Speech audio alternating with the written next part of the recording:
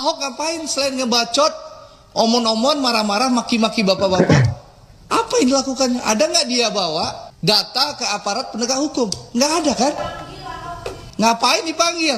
Saya tantang balik, DPR panggil saya datang, saya masih datang. Asal sidang terbuka. Sampai hari ini nggak ada yang berani panggil gua DPR. Kenapa? Takut ya lu orang, gua bilang ya. Takut lu orang semua. Takut gua ngomong toh. Nggak ada berani panggil gua. Kita ngapain ngasih panggung orang yang sudah pensiun, nggak berbuat apa-apa, lalu sekarang setelah Kejaksaan Agung melakukan penegakan hukum, dia mau jadi pahlawan kesiangan. Ya, ini kan pahlawan kesiangan. Untuk apa? Kalau dia punya data, harusnya dia jadi komut, dia bawa datanya ke Kejaksaan Agung, ke KPK, atau ke kepolisian. Itu baru kerja pengawasan. Saya tulis surat temuan semua pada Menteri BUMN kok. Saya masih simpan, itu suratnya bisa diperiksa. Makanya saya senang kalau aparat mau turun, saya kasih satu dis saja, aparat kalau betul-betul mau bersihkan Pertamina. Anda bisa bersihkan, bisa tahu uangnya kemana. Lalu apalagi?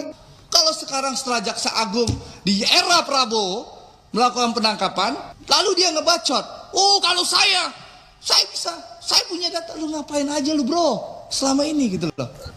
Pertamina masih ekspor minyak mentah $100 per barrel.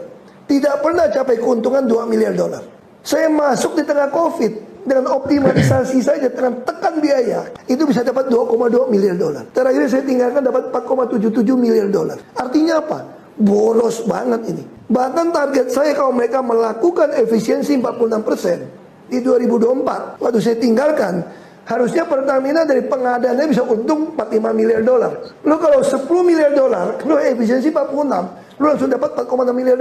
Nah, tolong penyidik BPK cek Pertamina. Ramai-ramai cek laporan Pertamina, keuntungan 2024 itu berapa? Bahwa pada ketika Pak Ahok menjadi komisaris utama Pertamina, Pertamina mencetak laba bersih terbesar dalam sejarah Pertamina itu sendiri. Pada tahun 2022 itu sudah $3,8 miliar laba bersih. Tahun 2023 itu luar biasa, sampai $4,4 miliar atau 70 triliun, 14 triliun diserahkan kepada negara. Tapi kita melihat tahun 2024, Pak Ahok itu mundur pada awal tahun 2024, laba bersih 2004 Pertamina itu hanya $2,6 miliar.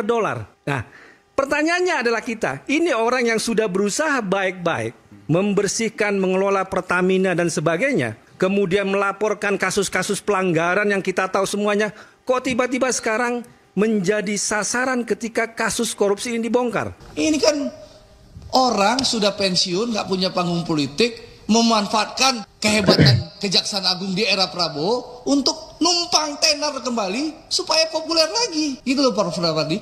Ini gaya politisi numpang tenar pansos terhadap kemampuan kinerja Jaksa Agung di bawah era Prabowo Subianto sebagai presiden.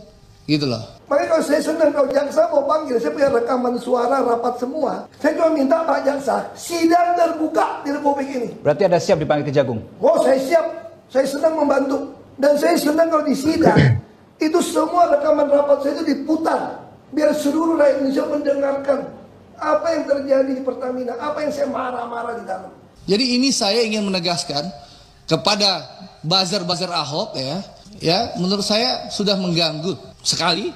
Ribuan akun nggak bodoh, nggak jelas menyerang saya di tanggal 1, 2, 3 Maret. Jadi nggak ada yang susah kok urus Republik ini kok.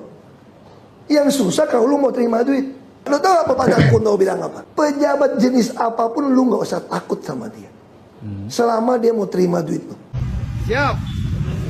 Awak cek lu biar nak langka solar. Silakan.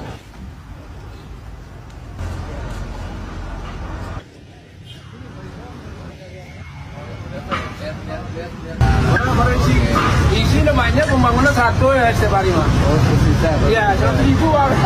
100.000. Pembangunan itu. Operator Bisa saja tapi dua-duanya baru gitu. baru siapa? Pengawasan edukasi ke operator ini juga. Ya memang harus ada permen. Udah bisa. Perintahin Pak Ari kita supaya selalu kami kita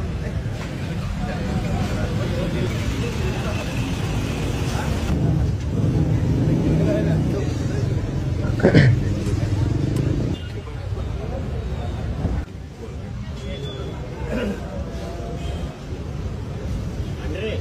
Pak, ini kan sesuai dengan aspirasi masyarakat Sumatera Barat dalam beberapa minggu ini kepada kami bahwa terjadi kelangkaan solar kembali di Sumatera Barat.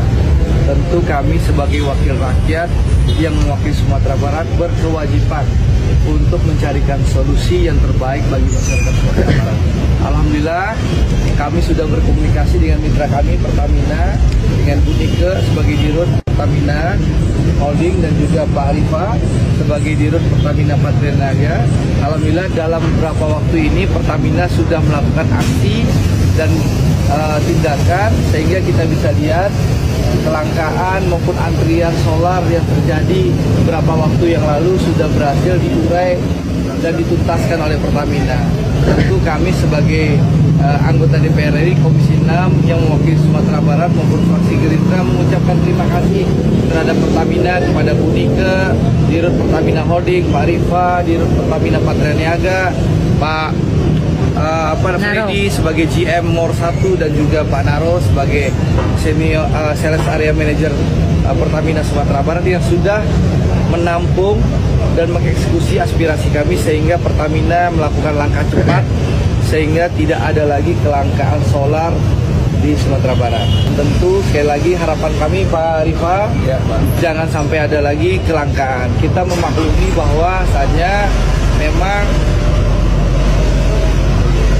konsumsi terus meningkat di Sumatera Barat. Nah, untuk itu tentu kita harapan kami Pertamina selalu menyiapkan berbagai alternatif solusi, jangan sampai kejadian kembali kejadian beberapa waktu yang lalu terjadi kelangkaan maupun antrian.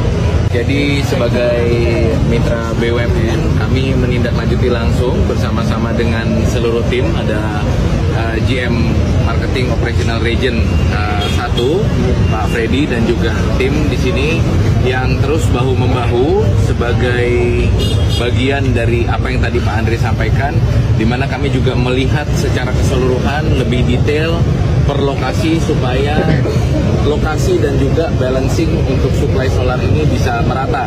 Dan ini juga merupakan komitmen kami yang akan kami lakukan terus-menerus, nggak cuma hari ini aja, supaya memang hingga akhir tahun dan juga nanti pada tahun 2024 atau seterusnya pada saat nanti ada volume atau kuota kebijakan baru, kita tetap bisa mengawal sehingga masyarakat, khususnya masyarakat yang memang membutuhkan dan menjadi target dari BBM subsidi ini bisa menikmati BBM subsidi ini untuk melakukan kegiatan, aktivitas dan operasionalnya. Pak, itu penyebab kelangkaan apa Pak penyebabnya?